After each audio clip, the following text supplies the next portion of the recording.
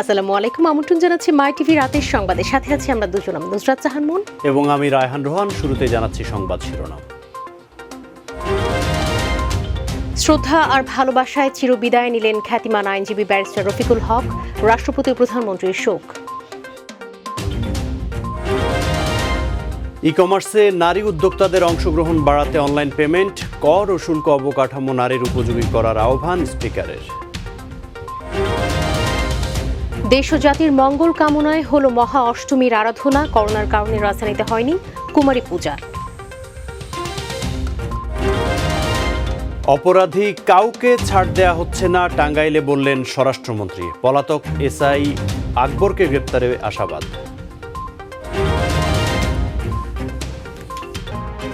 শুনলেন শিরোনাম, বিস্তারিত সংবাদে যাচ্ছি। শ্রদ্ধা ও ভালোবাসায় চিরবিদায় নিলেন খ্যাতিমান আইনজীবী ও সাবেক অ্যাটর্নি জেনারেল ব্যারিস্টার রফিকুল হক। সকালে রাজধানীর একটি হাসপাতালে চিকিৎসাধীন অবস্থায় তার মৃত্যু হয়। তার মৃত্যুতে গভীর শোক প্রকাশ করেছেন রাষ্ট্রপতি আব্দুল হামিদ এবং প্রধানমন্ত্রী শেখ হাসিনা। মাহবুব সৈকতের রিপোর্ট। 1965 সালে মাত্র 30 বছর বয়সে আইনজীবী হিসেবে কালো কোট পরে সুপ্রিম কোর্ট প্রাঙ্গণে এসেছিলেন যুবক ব্যারিস্টার রফিকুল হক। 55 বছরের অতি পরিচিত সেই অঙ্গনে আজও এসেছেন তিনি, তবে সফেদ কাফনে, কফিনের মধ্যে। প্রিয়জন হারানোর কষ্ট ছিল প্রত্যেক সহকর্মী এবং অনুজদের মধ্যে। তিনি তার 60 বছরের পেশা জীবনে এই আইন অঙ্গনে একজন উজ্জ্বল বৈশিষ্ট্য, একজন নক্ষত্র ছিলেন। ব্যারিস্টার রফিকুল হক শুধু আইন অঙ্গনের এক পথিকৃৎ ছিলেন না, তিনি একজন দেশপ্রেম এবং জাতীয় বীর হিসেবে জাতিকে সংকটময় সময় থেকে উত্তরণ করেছিলেন। এই জাতির ক্রাইসিসের সময় আমরা একজন শ্রেষ্ঠ আইনজীবীকে হারিয়েছি, এটা অপূরণীয়। তিনি সকল জাতীয় ক্রাইসিসে নির্ভয়ে আইনি সাহায্য দিয়ে গেছেন। সুপ্রিম কোর্টে অনেক হাজার আইনজীবী আদর্শ ছিলেন। গণতন্ত্রের অভিযাত্রায় অসাংবিধানিক রাষ্ট্র ব্যবস্থা প্রতিষ্ঠিত হয় তিনি যে সাহস দেখিয়ে মাননীয় প্রধানমন্ত্রী শেখ হাসিনা এবং তৎকালীন রাজনৈতিক নেতা বেগম খালেদা জিয়া সহ সবার পক্ষে তিনি যে সাহসী ভূমিকা রেখেছিলেন, এটা আমার মনে হয় বিচার বিভাগের ইতিহাসে গণতন্ত্রের অভিযাত্রায় ব্যারিস্টার রফিকুল হককে সবসময় স্মরণ করাবে। আইনের বাতিঘর সাবেক এই অ্যাটর্নি জেনারেলের জানাজায় অংশ নেন প্রধান বিচারপতি সহ অন্যান্য বিচারপতিবৃন্দ, মন্ত্রী পরিষদ ও সংসদ সদস্য এবং আইনজীবীরা।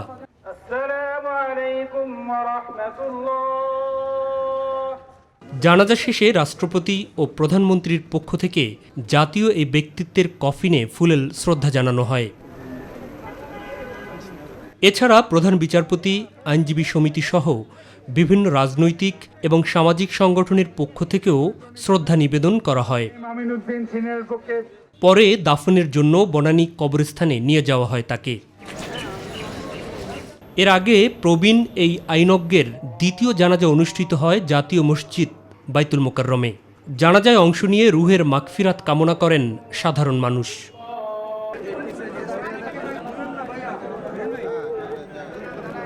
ব্যারিস্টার রফিকুল ইসলামের প্রথম জানাজা অনুষ্ঠিত হয় মগবাজারের একটি মসজিদে। গত 15 অক্টোবর থেকে শারীরিক নানা জটিলতা নিয়ে মগবাজারের বেসরকারি একটি হাসপাতালে ভর্তি ছিলেন তিনি। অবস্থার অবনতি হওয়ায় 20 অক্টোবর থেকে চিকিৎসা দেয়া হয় আইসিইউতে রেখে। কিন্তু সকল প্রচেষ্টাকে রেখে শনিবার সকাল 8:30টায় 85 বছর বয়সে চিরস্থায়ী গন্তব্যে পাড়ি জমান তিনি। স্যারের সাথে অন্য কারোর তুলনা হয় না, স্যারের সাথে স্যারের শুধু তুলনা হয়। সবার কাছে ওনার জন্য দোয়া প্রার্থী, আর আপনারা ওনাকে মাফ করে দিবেন। ওনার এই চলে যাওয়া আইন জগতে নিঃসন্দেহে একটা বিরাট রকমের ক্ষতি সৃষ্টি করেছে। এই শূন্যতা সৃষ্টি হয়েছে, সেই শূন্যতা পূরণ হবার নয়। এই ধরনের মানুষ, এই ধরনের আইনজীবী এখন খুবই অভাব। দেশের বিচার বিভাগের স্বাধীনতা ও ভাবমূর্তি রক্ষা এবং গণতন্ত্র ও সংবিধানের সুরক্ষায় সবসময় সোচ্চার ছিলেন ব্যারিস্টার রফিকুল হক। তার উপার্জিত অর্থের প্রায় সবটুকুই ব্যয় করেছেন মানুষের কল্যাণ ও সমাজসেবায়। মাহবুব সৈকত, মাই টিভি, ঢাকা। 2007 সালে তৎকালীন তত্ত্বাবধায়ক সরকারের দেয়া মিথ্যা অভিযোগের মামলায় আটক হন প্রধানমন্ত্রী শেখ হাসিনা। সেই দুঃসময়ে কারাগার থেকে মুক্ত করতে ব্যারিস্টার রফিকুল হক এগিয়ে আসেন উল্লেখ করে প্রধানমন্ত্রী শেখ হাসিনা তার প্রতি গভীর কৃতজ্ঞতা প্রকাশ করেন। এক শোকবার্তায় শেখ হাসিনা বলেন, দেশের গুরুত্বপূর্ণ সাংবিধানিক বিষয়ে ব্যারিস্টার রফিকুল হক নানা পরামর্শ দিতেন। প্রধানমন্ত্রী মরহুমের আত্মার মাগফিরাত কামনা করেন এবং তার শোক সন্তপ্ত পরিবারের সদস্যদের প্রতি গভীর সমবেদনা জানান। ই কমার্সে নারী উদ্যোক্তাদের অংশগ্রহণ বাড়াতে হলে অনলাইন পেমেন্ট, কর ও শুল্ক অবকাঠামো উপযোগী করতে হবে বলে মন্তব্য করেছেন জাতীয় সংসদের speaker doctor Shirin Sharmin Chowdhury. Speaker women and e commerce ফোরামের উদ্যোগে women e commerce entrepreneurship summit summit 2020-এর উদ্বোধনী অনুষ্ঠানে প্রধান অতিথি হিসেবে ভার্চুয়ালি যুক্ত হয়ে এসব কথা বলেন।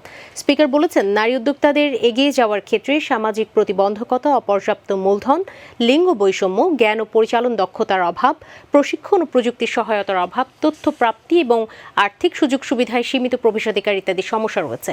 এই সকল সমস্যা থেকে উত্তরণের জন্য যথোপযুক্ত ব্যবস্থা গ্রহণের উপর গুরুত্ব আরোপ করেছেন ডক্টর শিরিন শারমিন চৌধুরী।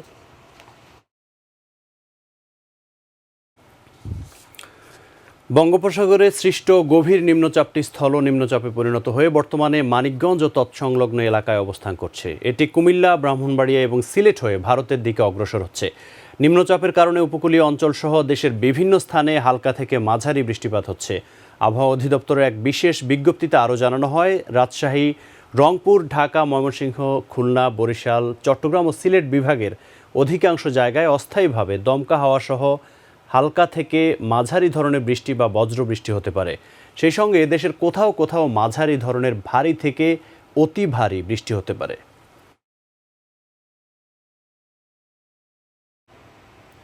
সাগরে নিম্নচাপের কারণে পটুয়াখালীতে গত 3 দিন ধরে বৃষ্টিপাত অব্যাহত রয়েছে। কখনো ভারী আবার কখনো গুঁড়ি গুঁড়ি বৃষ্টিপাত হচ্ছে। গত বুধবার থেকে টানা বর্ষণের ফলে শহরের বিভিন্ন এলাকায় জলাবদ্ধতা সৃষ্টি হয়েছে। 24 ঘন্টায় পটুয়াখালীতে গত 4 বছরের ইতিহাসে সর্বোচ্চ বৃষ্টিপাত রেকর্ড করা হয়েছে।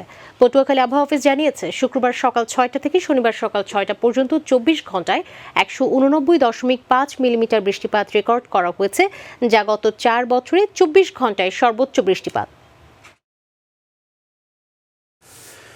এদিকে বৈরী আবহাওয়ায় পাহাড় ধসের আশঙ্কায় চট্টগ্রাম নগরীর ঝুঁকিপূর্ণ 17টি পাহাড়ে বসবাসরতদের সরে যেতে মাইকিং করেছে জেলা প্রশাসন। গতকাল থেকে নির্বাহী ম্যাজিস্ট্রেট তহিদুল ইসলামের নেতৃত্বে পাহাড়ের ঝুঁকিপূর্ণ স্থাপনাগুলো থেকে লোকজনকে অপসারণ অভিযান পরিচালিত হয়। এ সময় কাট্টলী সার্কেলাধীন ফয়েজ লেক সংলগ্ন ঝিল 1, 2, 3 এবং 3 নম্বর এলাকায় ঝুঁকিপূর্ণ পাহাড়ি বসতি থেকে অপসারণকৃত 100টি পরিবারকে নিরাপদ আশ্রয় কেন্দ্রে পাঠানো হয়েছে।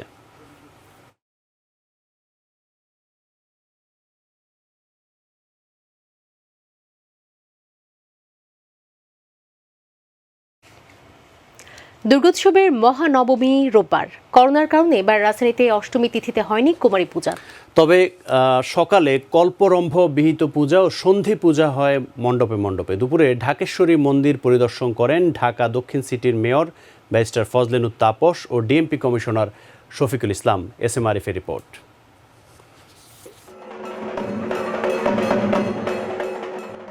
অঞ্জলি দিতে করোনা সতর্কতা মেনে সব বয়সী মানুষের ভিড় ছিল পূজা মণ্ডপগুলোতে। করোনার প্রাদুর্ভাবের কারণে এবার হয়নি কুমারী পূজা, তবে সকাল থেকে মণ্ডপে মণ্ডপে চলে সন্ধি পূজা। আজকে আমরা এই দুর্যোগপূর্ণ অবস্থার মধ্যেও এখানে আসতে পেরেছি, এর জন্য আমাদের অনেক ভালো লাগছে। এবার দুর্গাপূজাকে আমরা উৎসব হিসেবে না নিয়ে পুজো হিসেবে নিয়েছি। এই যে আমরা সবাই একত্রে হই, তখন অনেক মজা হয়, অনেক মজা লাগে। প্রতিবারই আসতে পারি প্রতিমা দর্শন করার জন্য আমরা স্বাস্থ্যবিধি মেনে। দেশবাসীর মঙ্গল কামনার পাশাপাশি সবার মাঝেই ছিল করোনা মুক্তির প্রার্থনা। সবকিছু বন্ধ, স্কুল কলেজ তো এগুলো খোলার জন্য প্রার্থনা মেনলি। মূল প্রার্থনাটাই ছিল মানুষকে করোনা মুক্ত হওয়া। মা আছে, উনি সবার দেখি শুনে মানে ভালো করেই যাবেন, যা হয় সব ভালো। এবারে পূজাটা আসলে অন্যরকম, তবে আশা করব যে আগামী বছর এর থেকে ভালোভাবে আমরা পূজা করতে। মা তুমি দেশ দুনিয়া শান্তি করো, সবার ভালো করে যাও। বিগত প্রায় 1 বছর যাবৎ আমরা যেই সংকটের মধ্যে আছি, সেই সংকট থেকে পরিত্রাণ করে মা যাতে আমাদের সবাইকে জাতি ধর্ম নির্বিশেষে সকলকে যাতে সুখে শান্তিতে রাখে। মণ্ডপ পরিদর্শনে এসে মেয়র ফজলেনুর তাপস জানালেন, পূজা মণ্ডপের সকল উন্নয়নের পাশে রয়েছে দক্ষিণ সিটি কর্পোরেশন।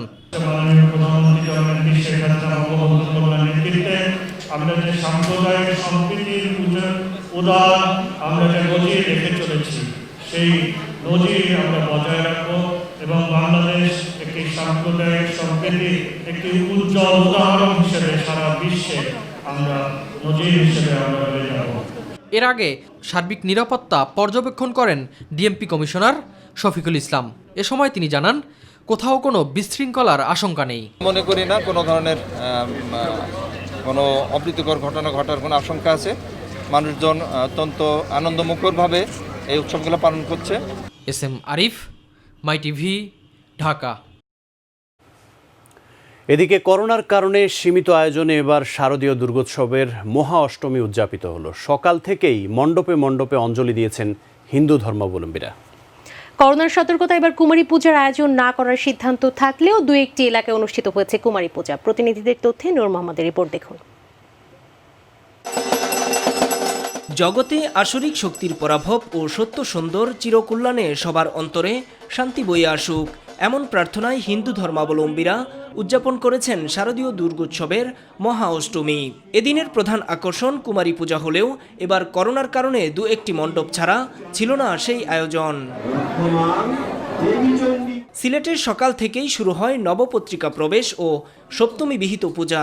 পরে দেবী দুর্গাকে অঞ্জলি দেন ভক্তরা। বৈরী আবহাওয়ার মাঝেও নানা আয়োজন আর ধর্মীয় আচার অনুষ্ঠানের পাশাপাশি করোনা থেকে মুক্তি আর বিশ্বশান্তি প্রার্থনা করা হয় এখানকার মণ্ডপে মণ্ডপে। বিভাগীয় শহর রাজশাহীর ত্রিনয়ী মণ্ডপে ছিল কুমারী পূজার আয়োজন। নগরীর অন্যান্য মণ্ডপেও দেবীর মহাষ্টমীর অঞ্জলি দিতে দেখা যায় উপচে পড়া ভিড়। তবে এসব আয়োজনের অধিকাংশ দর্শনার্থীকেই মানতে দেখা যায়নি স্বাস্থ্যবিধি। সাতক্ষীরায়ও উদযাপিত হয় দেবী দুর্গার মহা অষ্টমী, কল্পারম্ভ এবং অষ্টমী বিহিত পূজা। এরপর পর্যায়ক্রমে অঞ্জলি, সন্ধি পূজা আর সন্ধ্যায় অনুষ্ঠিত হয় আরতি। মহা অষ্টমী পূজার মূল আকর্ষণ কুমারী পূজা হলেও এবার করোনার কারণে সেই আয়োজন ছিল না গাজীপুরে। তাই মণ্ডপগুলোতে দর্শনার্থীদের সংখ্যাও ছিল অন্যবারের চেয়ে তুলনামূলক কম।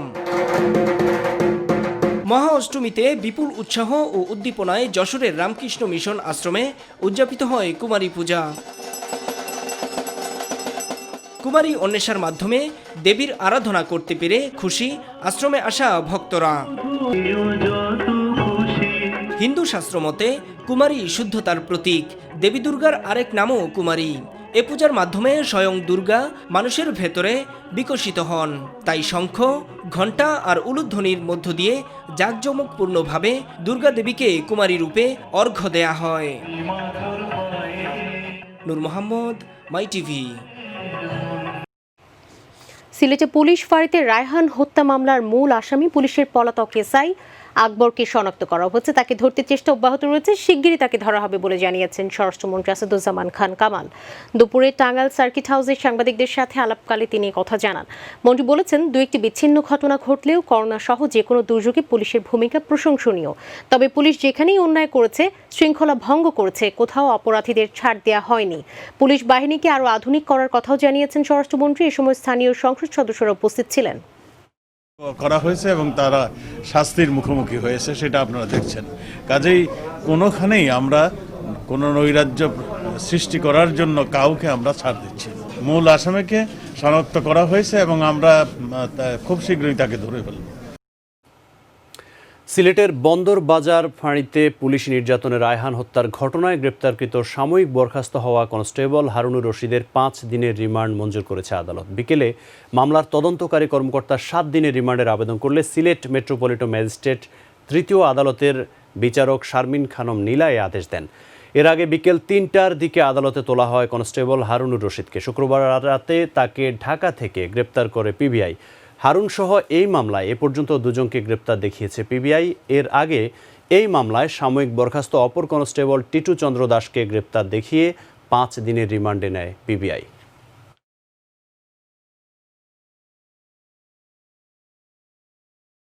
আসামি টিটু চন্দ্র দাস এবং আসামি হারুনুর রশিদ, এই 2 জনকে গ্রেপ্তার করা হয়েছে এবং 2 জনের জন্য আমরা 7 দিনের রিমান্ডে প্রার্থনা করেছিলাম। বিগত 2 জনকেই 5 দিনের রিমান্ড মঞ্জুর করেছি। করোনা ভাইরাসে আক্রান্ত হয়ে গত 24 ঘন্টায় আরও 19 জনের মৃত্যু হয়েছে। এ নিয়ে করোনা ভাইরাসে মৃতের সংখ্যা দাঁড়িয়েছে 5,780 জনে। স্বাস্থ্য অধিদপ্তরের অতিরিক্ত মহাপরিচালক অধ্যাপক ডাক্তার নাসিমা সুলতানা স্বাক্ষরিত এক সংবাদ বিজ্ঞপ্তিতে এই তথ্য জানানো হয়েছে। বিজ্ঞপ্তিতে বলা হয়, গত 24 ঘন্টায় 10,556টি নমুনা সংগ্রহ এবং 10,998টি নমুনা পরীক্ষা করা হয়েছে। নমুনা পরীক্ষায় নতুন 1,094 জন নতুন রোগী শনাক্ত হয়েছেন। এ নিয়ে দেশে করোনা ভাইরাস আক্রান্ত মোট রোগীর সংখ্যা দাঁড়িয়েছে 3,97,500। সড়ক দুর্ঘটনা 50 ভাগ কমিয়ে আনার লক্ষ্যমাত্রা অর্জনে সরকার কাজ করছে বলে জানিয়েছেন আওয়ামী লীগের সাধারণ সম্পাদক এবং সড়ক পরিবহন ও সেতুমন্ত্রী ওবায়দুল কাদের। দুপুরে ব্র্যাক ও বিশ্বব্যাংকের যৌথ উদ্যোগে নিরাপদ সড়ক দিবস উপলক্ষে এক আলোচনা সভায় একথা বলেন তিনি। ওবায়দুল কাদের তার সরকারি বাসভবন থেকে ভিডিও কনফারেন্সের মাধ্যমে অনুষ্ঠানে যুক্ত হন। নিরাপদ ও ভ্রমণ বান্ধব সড়ক নেটওয়ার্ক গড়ে তোলা সরকারের অগ্রাধিকার বলে জানান ওবায়দুল কাদের। সরকার এখন যে পরিকল্পনা বাস্তবায়ন করছে তা আরও 30 বছর আগে প্রয়োজন ছিল উল্লেখ করে মন্ত্রী বলেন, সে সময়ের সরকারগুলো তা চিন্তায় আনেনি। আন্তর্জাতিক এবং দেশীয় আইনগত কাঠামোর সাথে সমন্বয় করে national road safety strategic action plan বাস্তবায়ন করছে সড়ক পরিবহন ও মহাসড়ক বিভাগ। আগামী 2-3 বছরের মধ্যে বাংলাদেশের সড়ক ব্যবস্থায় বৈপ্লবিক পরিবর্তন সাধিত হবে। সড়ক নেটওয়ার্ক বিস্তারে কোনো সিন্ডিকেটের কাছে সরকার জিম্মি হয়নি। দ্রব্যমূল্যের ঊর্ধ্বগতির বিষয়ে সরকার কঠোর অবস্থানে রয়েছে বলে জানিয়েছেন আওয়ামী লীগের যুগ্ম সাধারণ সম্পাদক মাহবুবুল আলম হানিফ। তিনি বলেছেন, এই সরকার জনগণের সরকার, জনগণের জন্য যখন যা করার সরকার তাই করেছে। সকালে কুষ্টিয়া জেনারেল হাসপাতালের রোটারি ক্লাবের আয়োজনে করোনা রোগীদের জন্য আইসিইউ ইউনিটের ক্ষমতা বৃদ্ধি প্রসঙ্গে আলোচনা সভা শেষে তিনি এসব কথা বলেন। সভায় উপস্থিত ছিলেন জেলা প্রশাসক মোহাম্মদ আসলাম হোসেন এবং police super SM Tanvir Arfat সহ অনেকে। আপনি দেখেছেন কয়েকদিন আগে ঠাকুরগাঁয়ে মির্জা ফখরুল সাহেব উনি বললেন যে বিএনপির এখন এমন দশা হয়েছে যে বিএনপি করে এরকম শুনলে পরে কেউ মেয়েও বিয়ে দিতে চায় না। তার মানে তারা সমাজে এতটাই অগ্রহণযোগ্য হয়ে গেছে, এতটাই তাদের ঘৃণিত ব্যক্তি হয়ে গেছে তাদের কর্মকাণ্ডের কারণে, যে তাদের সঙ্গে মানুষ কোনো সম্পর্ক স্থাপন করতে চায় না। আবারও রাজধানীর বিভিন্ন জায়গায় অভিযান চালিয়ে 58 লাখ টাকার জাল নোট উদ্ধার ও 6 জনকে গ্রেপ্তার করেছে গোয়েন্দা পুলিশ। এসব অপরাধীদের গ্রেপ্তারে সব সময় অভিযান অব্যাহত রয়েছে বলে জানান অতিরিক্ত পুলিশ কমিশনার KM হাফিজ আক্তার। জাল টাকা তৈরির চক্র সংখ্যায় কম হলেও আইনের ফাঁক ফোকর দিয়ে বেরিয়ে আবার অপরাধে জড়িয়ে পড়ছে। কারণ 1000 টাকার একটি নোট তৈরি করতে ব্যয় হয় মাত্র 4 থেকে 5 টাকা বলে জানান গোয়েন্দা পুলিশের উপপুলিশ কমিশনার মশিউর রহমান। বিস্তারিত SK লিটনের রিপোর্টে।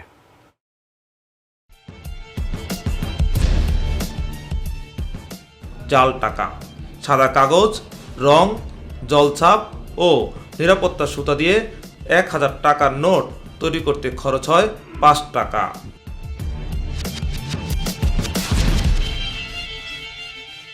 যে কোনো উৎসবকে সামনে রেখে প্রতারকরা জাল টাকা তৈরি করে থাকে। জাল টাকার অসংখ্য কারখানা শনাক্ত করে ব্যবস্থাও কম নেওয়া হয়নি। বিভিন্ন সময় কোটি কোটি টাকার জাল নোট জব্দ ও সরঞ্জামাদি উদ্ধার করা হয়। গ্রেপ্তারও করা হয় জাল টাকা কারবারিদের। আইনি দুর্বলতার কারণে জেল জরিমানার পরেও বন্ধ করা সম্ভব হয়নি। চক্রগুলো জেল থেকে বের হয়ে নতুন করে জাল টাকা তৈরি করে থাকে বলে জানান DBDC মশিউর রহমান। তদন্ত হয়ে যাওয়ার পরে ফাইনাল বিচার হতে বছরের পর বছর লেগে যায়। এর জন্য এখনও বাংলাদেশে স্পেশাল কোনো ট্রাইব্যুনাল নাই, এর জন্য দ্রুত বিচার হওয়ার কোনো আইন নাই। সেই কারণে দীর্ঘ বছর 10 বছর 5 বছর ধরে তো আপনি একদল আসামিকে জেলখানায় রাখতে পারবেন না। এটা মানবিক কারণে, সাংবিধানিক কারণে তারা মাননীয় আদালতের মাধ্যমে এক সময় না এক সময় ছাড়া পেয়ে যান। তারা ছাড়া পেলে ভবঘুরে জীবনযাপন করতে গিয়ে একটা পর্যায়ে আবার সেই পুরনো অভ্যাসে তারা নিয়োজিত হয়। তবে জাল টাকা কারবারিদের কর্মসংস্থানের ব্যবস্থা করা হলে হয়তোবা এসব অপরাধ থেকে ভালো পথে ফিরতে পারে বলেও জানান তিনি। তো কেন তারা বারে বারে এই কাজগুলো করে, তার একটা টেকনোলজিক্যাল ব্যাখ্যা আমার কাছে মনে হয় যে এই লোকগুলো এই কাজ করার জন্য একটা এক্সপার্টিজ আছে। কেউ ধরুন সে প্রিন্ট দিতে পারে, কেউ জাল টাকা তৈরি করার জন্য জলছাপ, নিরাপত্তা সুতা আরও বিষয় সংক্রান্ত ভালো কাপড় বা বিশেষ কাগজগুলো তৈরি করতে পারে। এই এক্সপার্টিসগুলো যখন তাদের ভিতরে ডেভেলপড হয় তো তখন তারা জেলখানায় গেলে যে কাজটা হয় যে মামলা চূড়ান্ত বিচার হওয়ার আগ পর্যন্ত তারা বেশ কিছু মাস জেল হাজত থাকেন, তারপরে একটা সময় জামিন নিয়ে চলে আসেন। জামিন নিয়ে চলে এসে তার সেই অভিজ্ঞতাগুলোকে সে ভুলে যায় না। ভুলে না যাওয়ার কারণে অন্য আরেকটা দল তাদেরকে একত্রিত করে আবার ব্যবসাপাতি শুরু করে এবং সেই কারণে একসাথে তারা জাল টাকা তৈরির কাজে ব্যবসায় নিয়োজিত হয়। প্রতিটা 1000 টাকার নোট ছাপাতে তাদের 4 টাকা, 3 টাকা অথবা 5 টাকা খরচ হয়। এছাড়াও গত কয়েকদিনে গোয়েন্দা পুলিশ জাল টাকা কারবারিদের 6 জনকে গ্রেপ্তার করেছে। উদ্ধার করা হয়েছে 58 লাখ টাকা ও সরঞ্জামাদি। গ্রেপ্তারকৃত প্রতারকরা দীর্ঘদিন থেকে জাল টাকা তৈরি করে আসছিল। বেশ কয়েকবার জেলের ঘানিও টেনেছে বলে জানান অতিরিক্ত পুলিশ কমিশনার হাফিজ আক্তার। রাষ্ট্রীয় প্রোগ্রাম, উৎসব, পূজা পার্বণ, ঈদ, তখনই জাল নোটের চক্রগুলি বেশি সক্রিয় হয়ে যায় এবং তারই ধারাবাহিকতায় এই 3টি চক্র ধরা পড়ে। চক্রের বাকিদেরও খুব দ্রুত গ্রেপ্তার করা হবে বলে জানান তিনি। রিমান্ডে জিজ্ঞাসাবাদে যদি জানা যায় তাহলে আমরা বুঝতে পারবো যে তারা আরো বিষয়গুলি জানে কিনা। এসকে লিটন, মাই টিভি, ঢাকা। পটুয়াখালীর রাঙামালিতে আগুনমুখা নদীতে স্পিড বোট ডুবে নিখোঁজ 5 জনের মরদেহ উদ্ধার করেছে কোস্টগার্ড। শনিবার সকালে উদ্ধারকারী দলের সদস্যরা আগুনমুখা নদীর বিভিন্ন পয়েন্ট থেকে মরদেহগুলো উদ্ধার করে। উদ্ধার হওয়া মরদেহের মধ্যে রাঙামালি থানার পুলিশ সদস্য মোহাম্মদ মহিবুল্লাহ এবং রাঙামালি উপজেলার কৃষি ব্যাংকের বাহেরচর শাখার পরিদর্শক মোস্তাফিজুর রহমান রয়েছেন বলে জানায় স্থানীয়রা। গত বৃহস্পতিবার দুর্যোগপূর্ণ আবহাওয়ার কারণে আগুনমুখা নদীর ঢেউয়ের আঘাতে স্পিডবোটটি উল্টে যায়। সে সময় 7 স্থানীয়দের সহযোগিতায় চালক সহ 13 জন জীবিত উদ্ধার হলেও নিখোঁজ হয় 5 জন। বিশাল বনাঞ্চল, যেখানে গজারি সহ নানা প্রজাতির গাছে শত বছর ধরেই ছিল সবুজের ছাউনি, কিন্তু আজ সেই বনাঞ্চলে কমছে গাছ, তাতে হারিয়েছে পশু পাখিও। এ অবস্থায় টাঙ্গাইলের মধুপুরের বনাঞ্চলকে আবারও পুরনো রূপে ফেরাতে অর্ধশত প্রজাতির গাছ রোপণে কাজ করছে বন বিভাগ। ধনবাড়ি প্রতিনিধি হাফিজুর রহমানের তথ্যচিত্রে আরও জানাচ্ছেন নূর মোহাম্মদ। নির্ভয়ে বানরের এই হেঁটে চলা টাঙ্গাইলের মধুপুরের বনাঞ্চলে। এমন 1-2টি নয়, অসংখ্য বানর আর হনুমান সহ বিভিন্ন প্রজাতির প্রাণীর আবাস ছিল এই বনভূমি। কিন্তু কালের আবর্তে নানা কারণে বনাঞ্চল যেমন কমেছে, তেমনি হারিয়েছে বন্যপ্রাণীও। এমন বাস্তবতায় টাঙ্গাইলের মধুপুরের দোখলা রেঞ্জে বনাঞ্চলের পুরনো চিত্র ফিরিয়ে আনতে ফলদ, বনজ আর ঔষধি সহ 50টিরও বেশি প্রজাতির গাছের চারা রোপণে কাজ করছে বন বিভাগ। প্রথম পর্যায়ে প্রায় 80 হেক্টর জমিতে রোপণ করা হবে 1,20,000 গাছ। নানান ধরনের গাছ রোপণ করা হইতেছে। এগুলা থাকলে আমাদের বনটা আবার পুরনো ঐতিহ্য ফিরে আসবে। খাবারের অভাবে দেখা যায় অনেক সময় হনুমান বানরেরা এরা এই লোকালে চলে আসে, খাদ্যের অভাবে আর কি। এখন আর ওই আগের মতো বনটা সেরকম ঐতিহ্য আস্তে আস্তে হারিয়ে যাওয়ার পথে আর কি। এখানকার দোখলা ডাকবাংলোর সঙ্গে জড়িয়ে আছে বঙ্গবন্ধুর স্মৃতি। তাও তরুণ প্রজন্ম সহ দর্শনার্থীদের জানাতে নেওয়া হয়েছে নানা উদ্যোগ। সেই সাথে গড়ে তোলা হয়েছে ভিজিটর সেন্টার, যেখানে বনের পশু পাখি মারা গেলে তা মমি করে রাখা হচ্ছে এই সেন্টারে। পশু পাখির আবাসস্থল এবং পশু পাখির পর্যাপ্ত খাদ্যের জন্য বনায়ন আমরা সৃজন করেছি। এই বাগানটা সফল হলে টেকসই বন তৈরি হবে, পাশাপাশি জনসাধারণের আত্মকর্মস্থানের সৃষ্টি হবে। প্রাকৃতিক পরিবেশ ও জীববৈচিত্র্যের পুরনো রূপ ফিরিয়ে আনতে প্রতি বছরই চারা রোপণের এমন কার্যক্রম হাতে নেওয়া জরুরি বলে মনে করছেন সংশ্লিষ্টরা। নূর মোহাম্মদ, মাই টিভি। সঙ্গে থাকার জন্য ধন্যবাদ সবাইকে। এছাড়া ইউটিউবে মাই টিভি সংবাদ পেতে ভিজিট করুন youtube/mytvbd নিউজ এবং আমাদের অনুষ্ঠান দেখতে ভিজিট করুন youtube/mytvবাংলা, facebook/mytvবাংলা, twitter/mytvবাংলা।